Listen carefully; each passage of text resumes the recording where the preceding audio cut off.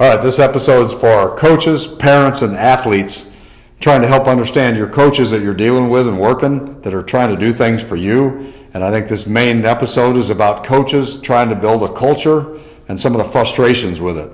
So make sure, if you're not already, make sure you like, subscribe it, hit the bell for notifications, and let's get started with episode 41 of the Strength of America podcast.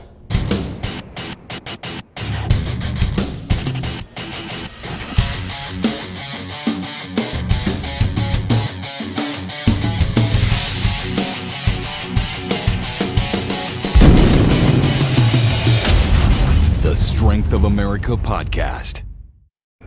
All right, guys, welcome back. Bob Davis. Bobby Davis. With the Strength of America podcast, episode 41. After talking to some of the coaches, we just finished our winter break, and frustrations of coaches on trying to build a culture and what they're trying to do and establish nowadays. It's a hard, fine line of understanding they need a break, getting time. It's Christmas time. People go on vacation. Different things are happening, and yet they're still expecting you as a team to continue to get better and progress throughout that season. But if your athletes aren't showing up, it can be pretty frustrating to go into it, or you've got some that are and some aren't. So I think helping as an athlete and parent, understanding the demands you put on these coaches to win and do well, and what they're there really primarily to do is not only help your athletes win, but establish some basic work ethic that not only helps them with that sport for that short-term goal, but in life, what they really learn. And the things that we've picked out through sport, not only doing team sport, but individual sports, there's so much that we learn and we can get out of it. And so few of these kids are going to go on to pro-level athletics. So really our job is about keeping athletes safe, learn a skill, but bigger picture is, work ethic, getting involved, how you work with other people and accomplish these goals that you're after. And it can be pretty frustrating for coaches. Yeah, definitely. I've just noticed and being able to experience the benefits myself of being in a team sport, being in soccer back in the day, and then shifting to wrestling and being in more of an individual team type sport. And just the benefits that I achieved in life going through were just so impactful. So I think we need to take a second and realize that these coaches, especially in high school and below, their job in a sense is to be a successful coach, put a lot of W's up on a board, win championships, do this and that. But most of these coaches at this level and below, they're always huge on just trying to impact the kid, trying to create a better man, a better woman, trying to sculpt them to be a better person later in life. And it's not always just about getting the W on the board. Now, is that important? Of course, everybody wants to win. Everybody wants to be successful in that manner. But success is kind of determined in a lot of different ways. So there's a lot of things that I see coaches doing outside of just the X's and O's in their sports. The time they spend with the kids, developing a rapport, just doing all sorts of other things, being kind of like a mentor to these kids. It's just huge. So, well, they do a lot. I think, one of the big things, I think the message that we drove home to Bobby and, all my athletes for the last 30 years, these kids growing up, but a big part of it is we had to help, even with Bobby, going from the transition with competitive athlete, a collegiate athlete, and you're coming back and working with kids that some first time ever taking in sport and understanding, why aren't they wanting to work harder? Why aren't they wanting to do things?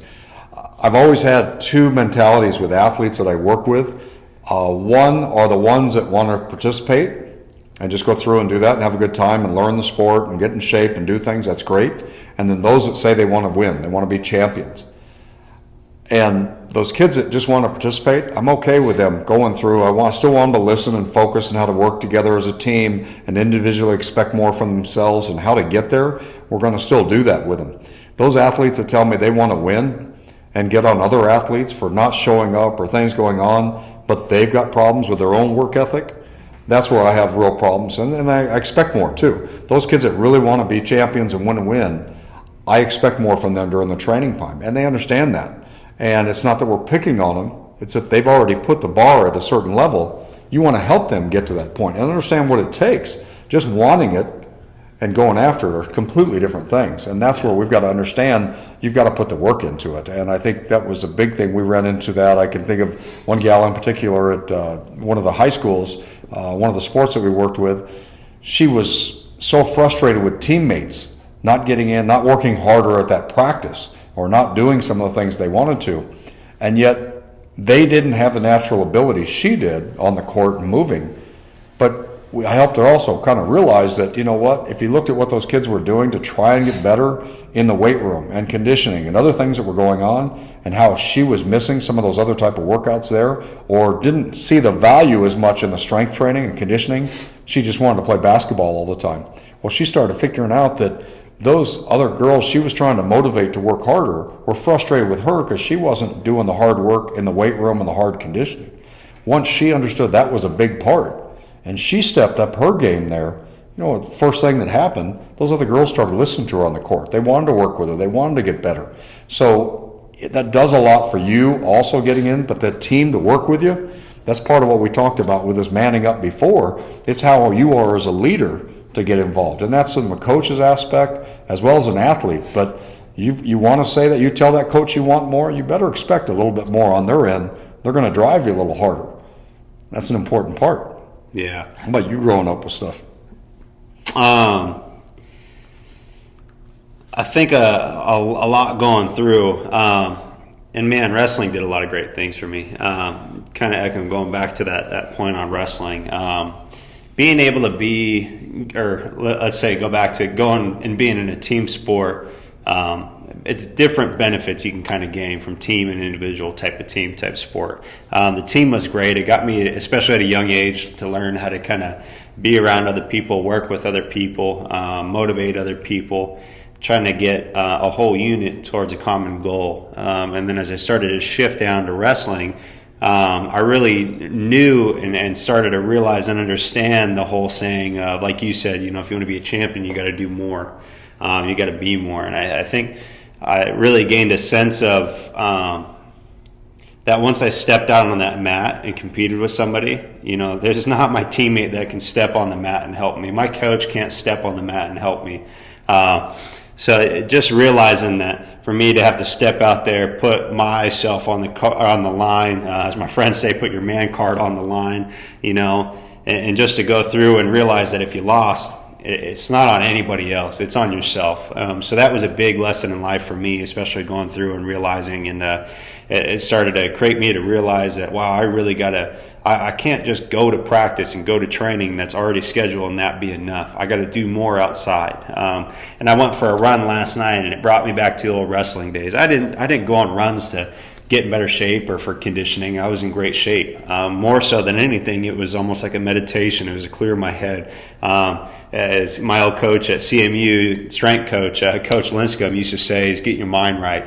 And that was really a time for me to do that. So I realized that going out on these runs on my extra time, doing these different things, kind of in a sense to get my mind right before I went to bed and to get ready for the next day and different things, really did a lot for me. So I think nowadays people kind of just think that being at practice and going to the strength and conditioning training that's not your actual practice is doing more than others, you know, and that's enough. And I think it's just trying to preach to those people that, you know, if you want to be champions, you want to be more, you're going to have to make more sacrifices, especially as you climb the ladder. You know, if I'm just going to be an average team that's 5-5 or 2-11, sure, going and being at practice, being at training is good enough. I'll get the saying from a couple kids once in a while, well, I showed up, aren't you happy? It's, no, if you're just going to show up, you might as well just not be here, you know? So I think it's what people need to understand. Just because you show up doesn't mean that, wow, I got better today, I showed up. You know, like people go to the commercial gym, logged in at the gym, and they might have just walked in and walked out. Yeah. You know, you got to do more than that. You know, you got to push a little bit more each day. And I think that's something that people need to be hard on themselves and kind of reflect and say, you know, when I went in today or this whole week, maybe I'm looking over the whole week, did I get better every single day? You know, and I don't think everybody can get better every single day. We have off days, stuff happens, you know, that's just life. But if I can say that I got better in some aspect versus the previous day, great. Maybe I had a terrible day. My old wrestling coach used to say, remember, I'd have one terrible day each season. I'm like, I don't know what happened to me. It's like my talent and my work just got stripped away or something. It's just an awful day. He said, well, looks like it's a conditioning day today. And it's like, all right, well, there's my goal. I'm just going to try to push as hard as I can, and I'm going to try to get in better shape today. So I think people just need to realize that, if they want to be great or want to become great and they're saying these things, they got to be willing to sacrifice, and they got to be willing to make sure that they're on the right path. And accountability is great, Yeah, and that's part of the, giving your teammates. I know with wrestling too, you see the guys in there, they all want to work hard, they all want to get better. But you'd see some of the guys, you could tell they really wanted to get better because who'd they pick? They picked the kids that were either bigger than them, stronger, some were faster, but they didn't always grab the same guys that they could just dominate and practice over and over. Yeah. They found guys that were just, they'd have to struggle and they'd work with. They'd work up weight classes, they'd work different ones going in because they always wanted to get. It wasn't about that day dominating those guys out there. You tried, but if all you do are pick guys that you can beat all the time, now you get on the mat, what's going to happen? Your practice time didn't pay off. Practice about getting more. It's like when we talk about vertical jump, our kids going through it. Every rep that you're trying to work on power, plyometric work, it's about really extending, pulling, pushing all the way you've got instead of just jumping up and down, going through the motion. It's not going to get better. In that game, if you're going up for that rebound, you're going to push. You're going to go up high. Well, if you didn't train enough, you're vertical. That's all you're going to do. But if you practice and you train and you push those squats and you push the extra reps and you push on that ground to really create power to get up, those reps are the ones that are going to make it. So when you get out there on the court, now you're up there. You're skying. You're coming up to crush that ball on the volleyball net. Just that's what we want to get after, is every time trying to challenge yourself to get better. And that's the hard part, I think, for coaches, where we want this to part. Yes, it's about coaches and frustrations of things are going, but to me, it's more important that the parents and the athletes understand what that coach is going through, what they're trying to establish, and put the time and effort for you that you don't see behind the scenes, how much work they're getting in there to give you the best practice and put that together for the games. And when you don't show up for practices, or you're not there, you think, well, it's okay, we're going to go on vacation, we'll come back in later, I'll make sure we go for a run. It's not the same thing. Yeah. That's your season. Wrestling was our season, so we didn't go skiing and do those kind of things because of just in case it would take away from what our goal was at that time. And you bet, it's still okay, because we had to talk with somebody else about, you want to go to Disneyland, or you want to do this, or come out and compete. And yes, that's okay. But if that athlete is the one telling me over and over that I want to win, I want to get better, I want to do this, and parent is on me because, hey, how come they're not getting more playing time, or how come this isn't happening? You got to look back at yourself and what you're doing. How often are you getting them there? What are you doing to help them prepare? Are you, like with our training, is also our speed, our strength, our power, all that. But then are you helping them with those meal plans and things at home, giving them the right fuel to help them recover and repair? That's that parent's job to do it. We'll help you with what to give them, but you've got to ultimately are the ones that how you're going to be able to give them that food and supplements, whatever you need to do to help them get there. All of it's a big picture. Just going to practice isn't enough. Yeah, I think going back to that saying, practice how you want to play is huge. I took note the other day, and you go through some basketball kids and different things, and you got some different kids that go through their, ankle injuries, landing on somebody, some weird stuff, weird things happen. And I come across this one kid, and he doesn't. So you ever have much of any ankle issues? No, not really. I don't really have ankle issues. And I realize that every time when we're going either in the weight room or we're doing our movement stuff, speed and agility, and I watch, his intent when he steps up to the line is like he's going for a game-winning point or a shot. And it's just like, wow. Part of me was wondering before that, I'm trying to incorporate this extra balance and stability stuff for the foot and ankles to try to help them be a little more resilient. And I'm like, man, am I doing enough? And then I come across this kid and I'm like, wow. And no matter what the program, as simple as it may be even, intent is the trump card at the end of the day. The more you put into what you're doing and the focus that you have can be the thing that bulletproofs you, and it just increases your performance, your confidence, your conditioning. And that's another thing. I've had kids in the past and they're like, man, we need to do more conditioning, or need to do other conditioning. In my head, I was like, wrestling, I never needed to do extra conditioning. From my sport. And I think of our football players and things like that. I'm like, my head, I'm like, why do you need to do extra conditioning? You know, I feel like if you're not in good enough shape, you're not pushing yourself hard enough in your practices. Yeah. And people need to realize practice is a good time to drill and technique, but you got to push yourself in that time frame. If you want to get better, you got to be pushing yourself, pushing your limits. And I think that's something people need to realize. And that can't be a 1-2 day a week type thing. That's going to be a day in, day out practice mentality if you want to be great. And even going back to why did I go on runs? It wasn't because I was in good shape. I'd go through and I'd beat kids I shouldn't have been able to beat because I was in better shape than them.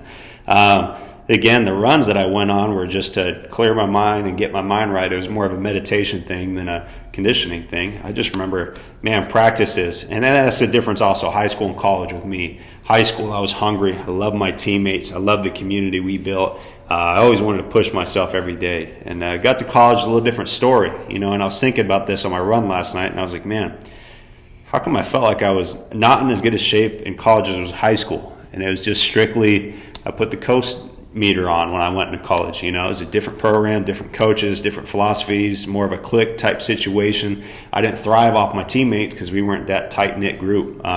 So that's where things changed, and I was like, wow, we did more in college probably than we did in high school with training, and I felt like I wasn't in as good a shape. So I think at the end of the day, these kids just got to realize that when they're stepping up to do whatever they got to do, you can't do halfway, you can't be 3/4 of the way. You got to be 100% when you're going through, and 100% is going to, again, look different day to day. I know that's life, but it's got to be 100% of what you can give on that day. Well, and that 100%, keep in mind, doesn't mean you're going crazy nuts, full speed, all of it. It just means you're focused on what you're doing. So if that focus, looks like we do on Lee Taft, talking about some of the stuff going on, we do speed drills, we put them through a technique, we take them through that, then we put them through some, crazy drills where they've got to react and move, and then we come back and we fix and recorrect and we work on the positions and where they need to be, then we pick it back up and go. So that focus and what our goal is for that time, that drill, that day, the time of the year, anything else, that's what we're talking about, is staying focused on that. That coach talking about what a drill is. You've had 5 kids go through that drill. It's your turn, and you're asking, what are we doing? Yeah. There's nothing frustrating more me as a coach that now you've had 3 or 4 go through in a line, and that next one come up isn't sure what to do, or they're facing the wrong way, because what were they doing? Yakking in the background. So our athletes lining up for drills or positions or anything else, we train them to be coaches. We want them to learn a little bit more. They're going to pick up a lot by watching other kids. They're doing it right and wrong, whatever's happening, and they only may able to do it a few times. Just like our kids spotting in the weight room. Their job isn't primarily just the safety. That's what the rack is or what's going on. Some exercise it is, but most of it is what's the technique? What are they doing? Why are they getting up? Or why do they struggle getting that one up? Well, maybe the weight was too high, or maybe they got it over too far over the knees. Whatever it was, they're going to figure it out better. They're going to help their teammate. Then everybody's working at a higher level. We expect more, we get more out of them by doing that. So I think that's big, is that understanding that what's happening. And as you parents, if there's something going on, rather than talking amongst the parents, talk to the coach, take that time, helping understand it. Because as a coach, we may not be the best at communicating with everybody, but boy, if you ask us, we'll explain what we're trying to do and after. And that's what we'll get. Or like you said, you'll tell it to one person and another one will hear the same thing, but they don't really hear it and click. They've heard what they've said, but it never clicked, and they don't understand what's happening. Ask the question. Don't wait till the end of the season, you're frustrated with something going on, and meanwhile the coach is frustrated with your athlete because they're not putting in what they're after. Ask early, ask often. Find out what you can do to help that coach, because most of the coaches out there, they're way overworked for what they're doing, and most of them are volunteering, and there's a lot on them we expect them to do. We expect them to teach the sport, help them with nutrition, help with conditioning, stamina, injury prevention, all these things that are going on with it. We expect them to know everything there and put it out there. And they may have been the only one that really played high school soccer, and that's why they're coaching and nobody else would do it. So give them a little slack for it, but understand they're also there putting in the time and effort, not just for kicks. They really want to help your kids. So do what you can to help them out with it and ask questions. And that's what I think we'd like to know from you guys, is either the coaches, because we've heard some in the past, that's why we came up with this, but what do you as coaches, some of the frustrations that you have? Again, we put this out to the audience. That helps more and more of them understand, as parents, what they can do to help. As parents, what are some of the frustrations you've had with coaches? But I can guarantee most of the time, it's about the lack of communication that you've had with each other to help understand that. And I can guarantee as a coach, we talk to those kids, that same message doesn't always get home. Just like our nutrition talks or anything else we get to them. A lot of them, you bet they get it, because that's what we hear back from parents is, man, they're not drinking soda anymore, or they're doing this, or they've made this change, and they're making sure we have protein and we're hydrating, and that's fantastic. Some of the message doesn't always get there right. You know, we kind of hear some of the things and they get it back.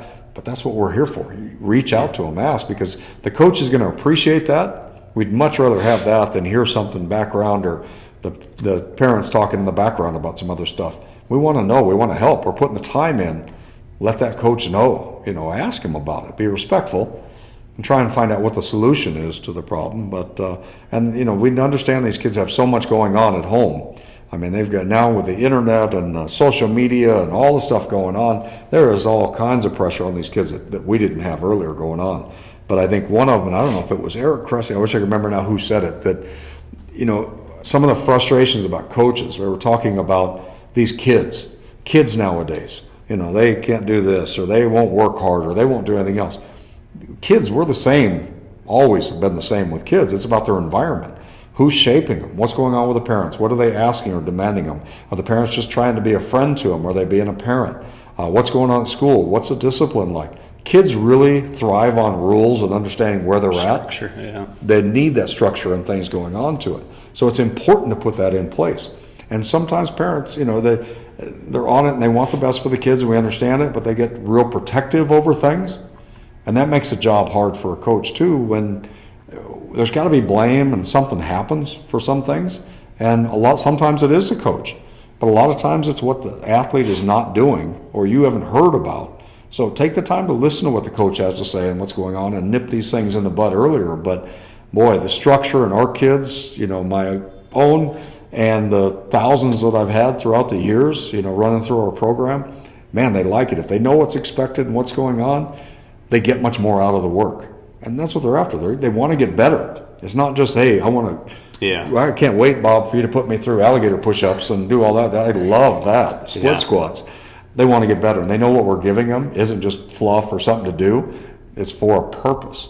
And if they put that work in, they're going to get it. That's why we do our testings and things all the time. We give them that reward of saying, man, I really did do this. Look how my time's improved. Look what happened here. I did great on all of that, but you know what?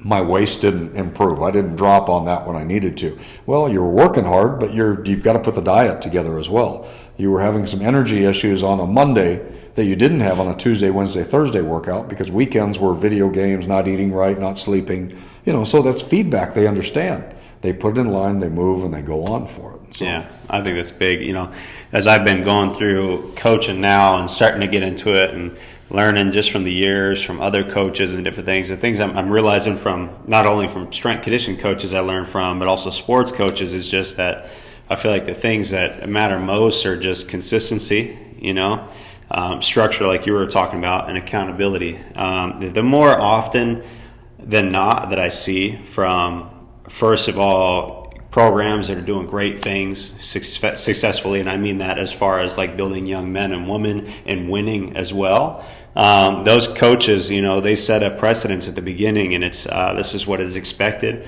They hold the kids accountable no matter the case. Good, best athlete, worst athlete, middle of the road athlete. Everybody's held accountable to the same expectations. And the structure, you know, they respect the structure of things. They respect the consistency. They get a lot more work from having that.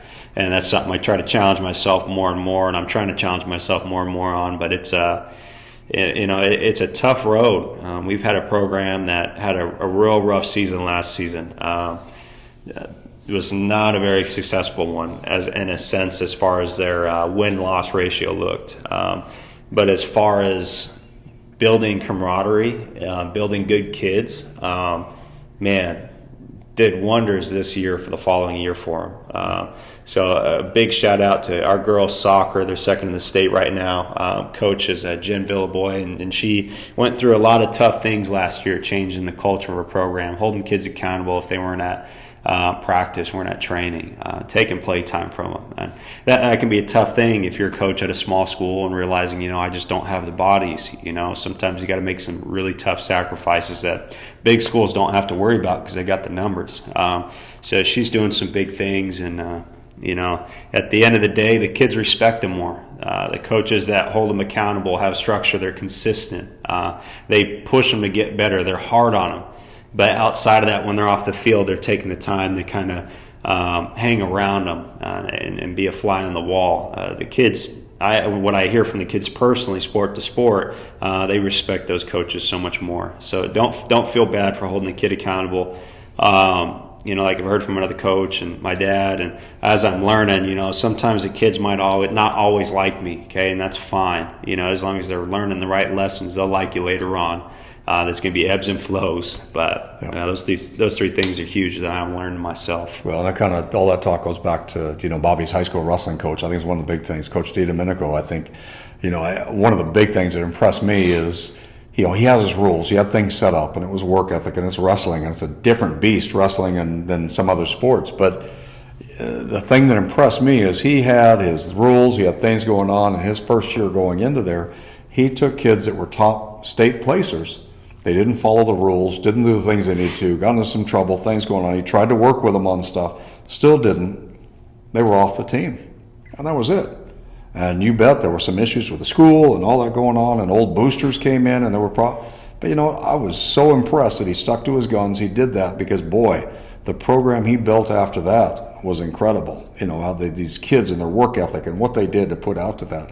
And you bet we all want these state championships and all that's terrific. But, man, as a parent, seeing that coach was looking out for the kid and not just he didn't say, okay, that was it. You missed this rule, you were gone. You gave him checks, you talked to him, you met with him, he found people to help with school and grades and all of that. But you're not going to do there, and you're dragging others down and you're pulling some others with it. Man, cut them loose and move.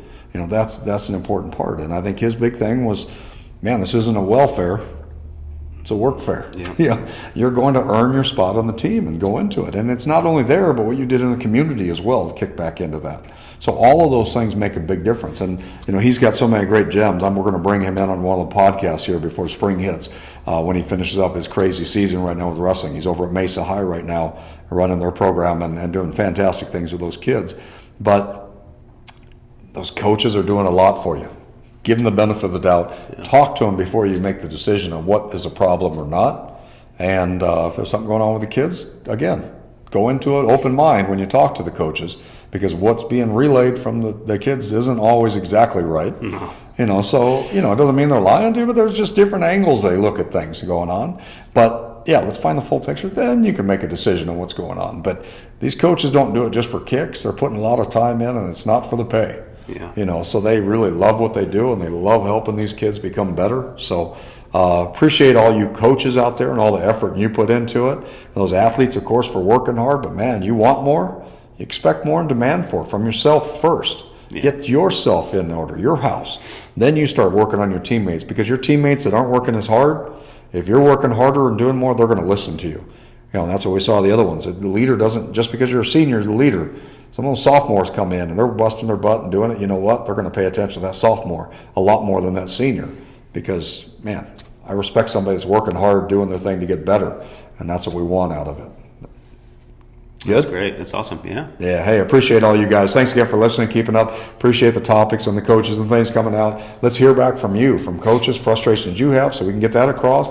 And parents, same thing on the other end. What's going on? And as an athlete, do you understand what your coach is really after and all the effort they're putting in to help you become your best? So thanks for being part of the Strength of America and SOA Strong. And let's make sure you like it, subscribe it, hit the bell so you can see some of the videos coming up. And we've got some more fun stuff coming to you soon. All right. Thanks a lot, guys. Happy New Year again. Keep moving, and we'll see you soon. See you later.